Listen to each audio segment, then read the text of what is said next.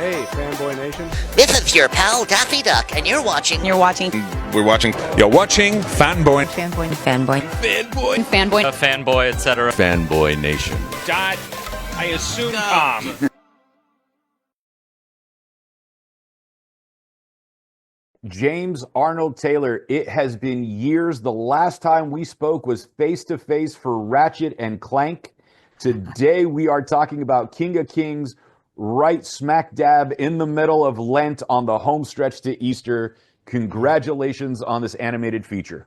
Oh, bless you, my friend. Thank you so much. I am thrilled that it is finally out there. You know, it's been about 6 years that I've been involved in this project. So to see it come to fruition, to see it going to be in theaters and then on the Angel Studios app afterwards is just really exciting. And I'm so excited for the filmmakers as well. You play, well, in this one, you play three apostles and young Jesus, something you and I both have in common because I've actually voiced Jesus, but in Aramaic. And St. Thomas is the apostle that brought Christianity to my family in the Fertile Crescent. Wow. Look at that. Yeah. That is amazing. Yeah, very, very, very blessed to play many different characters. In fact, I also play Melchior, one of the three wise men who brings frankincense to the baby Jesus. I play Malchus, who gets his ear chopped off by Peter and then healed by Jesus. I get to play the guy that gets lowered down through the ceiling and take up your mat and walk, which is great fun. And then I also play the scribe to King Herod, who is voiced by my friend Mark Hamill. And so we have quite a few Star Wars actors in this movie. We've blended worlds quite a bit there. But and then, of course, yeah, young Jesus, which was very cool to get to do alongside Oscar Isaac. Well, you've been in Star Wars, Ninja Turtles, Ratchet and Clank, obviously, and so many more. When you get being a person of faith and being able to play these apostles that were central religious figures of Thomas and Phillip and Matthew, who are also all crucified, you know, how much more does that add to the story, knowing their legacy and how that they knew their lot in life was to go out for this suffering? Well, you know, it means everything. Obviously, the scriptures mean everything. I read them daily. You know, my life, the breath in my lungs is only because of my Lord and Savior, Jesus Christ. So, you know, I am thrilled to be able to get to be a part of this, but I definitely feel the weight that they ultimately gave. You know, I mean, that's the thing that is such a strong part of our faith, isn't it? That we are able to call upon these stories and these folks that were martyred for the cause and the belief. And, you know, from Saul, who became Paul, I mean, what a great testimony there as well. In that, why would someone that persecuted all of these Christians turn around and die for the cause? It must be real. And so those are wonderful calls of faith. And I am just privileged and blessed that I get to add voice to them and help share this story for generations, but also in a very palatable way, I think, for all audiences. I think for all of us Christians, it's a great example of a film that we can then say to our friends, hey, you want to come to a movie with me, you know, on Easter and just kind of check out how I believe? And nobody's forcing anything down your throat. It's just very, again, a fun, palatable story that is eye-opening to the story of Jesus for anybody that doesn't know it. You know, I know the film took 10 years of production and financial woes and everything else. And then once it was completed, it only took 3 months to get its distribution, which is a miracle in itself to get that done, especially in Hollywood, let alone funding an independent film. You know, when you get to do something like this, and then you see your name on there with Pierce Brosnan, Kenneth Branagh, obviously Vanessa Marshall, who's wonderful, Ben Kingsley, Fred is always amazing, Dee Bradley, like we have the usual suspects, to put it in terms we're used to, Mark and Jim Cummings, and then Ben Kingsley and Forrest Whitaker and everybody else. Like, it just adds so much more to the experience, I would assume. I think it's really exciting. You know, I've been involved in many movies, as we talked about, Ratchet and Clank, Star Wars: The Clone Wars, TMNT, where I've worked with celebrities before. And, obviously they will bring celebrities into films, but this one is a beautiful mixing of both. And Angel Studios has been wonderful to bring to light the voice actors, the legendary Jim Cummings, D. Bradley Baker, Fred Tatasciore, Vanessa Marshall, as you said. These folks are amazing voice actors and on par with the actors that we know on camera, in their own rights. So I think that it's a wonderful combination of worlds coming together, the voice acting and the on-camera acting worlds coming together, giving stellar performances all the way around too. Sir Kenneth Branagh, man, the guy is quite a voice actor, actually. When you watch this movie, he's doing all sorts of vocal acrobatics and doing it with ease. So I love hearing him in this. It's a lot of fun. Right. And it's not just a traditional Easter story. This is based on the short story that Charles Dickens wrote in the retelling of the life of Christ to his children. Yes, he wrote this originally back in 1846. It wasn't published until 1934. So I think it was 64 years after he died, it was published, and almost 100 years after it was written. And it was an intimate story he wanted to share with his children. He thought it was very important for them to know the Gospels of Jesus. And so he wrote this as a way of just traditionally sharing this, I'm sure, around the Easter time and such. And then, now here it is. It's a great vehicle for us kind of opening the door to the story of Jesus as Dickens tells his son Walter about who Christ was. It's a very cool way of introducing the story, and again, making it very palatable for all audiences. Right. And if you haven't heard the story in 2,000 years, prepare yourself for this spoiler. The crucifixion scene, nowhere in comparison to the Passion of the Christ from the Mel Gibson one. This one is very child-friendly is the weird way to put it, but it's very safe for a young audience. Well, so Matt Lanter, who is my dear friend and co-star in the world of Star Wars for many years as Anakin Skywalker, Matt and I actually are working on another Angel project called Gabriel and the Guardians, shameless plug. And Matt came to the screening, the premiere of The King of Kings, and he brought his little daughter, Kenny, who is, 7 years old.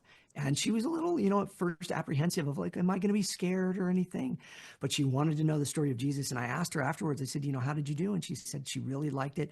The opening sequences with Dickens as Ebenezer Scrooge, those were the scariest things to her, and so the parts, she said it made her very sad with Jesus, but because, again, we know the story, he rises again, it made it a beautiful telling for her and something that she could take in even at that age. So yes, all to your point.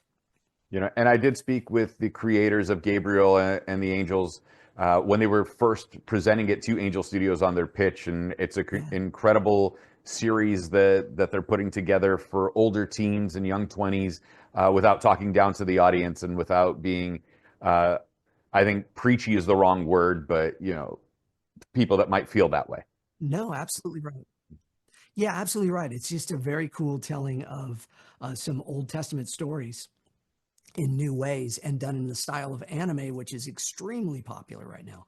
So, and done very well. It's done by the same studios that do this anime for many different shows. So really good stuff. Angel Studios is putting out some quality stuff there. In fact, there's another one coming very soon called The Garden by Butch Hartman, who's my dear friend who created Fairly Odd Parents and Danny Phantom and the like. And that one will be coming to Angel, and I play one of the lead characters in that as well. So yeah. For the longest time, Christian entertainment and Christian material has not been up to snuff, to put it politely. It's been very hokey and very, especially on the evangelical side. If we put it on the apostolic side, Catholic, Orthodox, Church of the East, and even High Church Anglican, it's very pomp and circumstance and very to the point.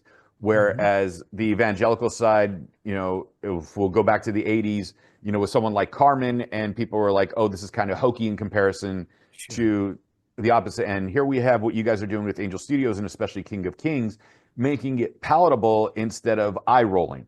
How important is that after nearly 45 years of Christian entertainment in this regard, that it's now taken seriously? Because Angel Studios had Cabrini, it had Sound of Hope, it had Sound of Faith, and so many others that are coming out now. Yeah, His Only Son, I thought, was a tremendous film as well that told the story of Abraham and Isaac and shot on a incredibly small budget in the deserts of Los Angeles, and it turned out to be a huge hit and a beautiful film as well. Yeah, I think that it's incredibly important. You know, myself as a filmmaker and a writer and a producer of stuff, and as of faith-based films, I actually wrote and directed a movie that I created this last year, came out, called Hidden Blessings, and it's on Redeem TV and such. And the notes that we got on that, we won, you know, out of 14 film festivals, we've won 12 of them with Best Picture, Best Actor, Director, and such on that film. And I think it's because filmmakers are going, look, people like myself that have worked in the secular world for 30 plus years are now going, now I want to tell my stories of faith, and we're going to do it at this level. And there's an expectancy. I think technology helps with that, certainly, but I think also just a lot of people's boldness in coming out and stepping out in their faith and being able to say, we're going to tell some good stories, and I'm actually now going to do it in a way where I can be honest about my faith as well, and then do what I do as a filmmaker. I think that that's what we're seeing, is we're seeing that, you know, Kingdom Story and all sorts of other places are telling wonderful stories that are very compelling and hold right up on par with anything else you're going to see in Hollywood right now. So that's very cool. And with King of Kings, the animation's absolutely gorgeous. This was made in Korea. It took 10 years just to get the funding to get this done.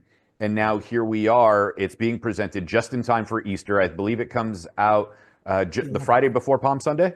Yeah, the 11th is when it comes out. People are already buying tickets. You can go to thekingofkingsfilm.com and you can buy tickets, and then you can buy tickets for people, you know, after you watch the film and such as well. It's a great way to kind of pay it forward. That's always been their tradition in Angel and the Guild. And so it's a great way to share the story. But yeah, it comes out. I'm excited about that. The animation, the cinematography, you know, Jay, who is the filmmaker, is, you know, he's a VFX supervisor, a specialty in that. His cinematographer, Whoosh, who is a tremendous man as well. Both of them really came together to tell a live action cinematic story in the animated world. And they did it in a way that has never really been done before. A lot of the stuff they did, kind of we did with Star Wars The Clone Wars, where they had a camera within the animated world and they could place the camera wherever.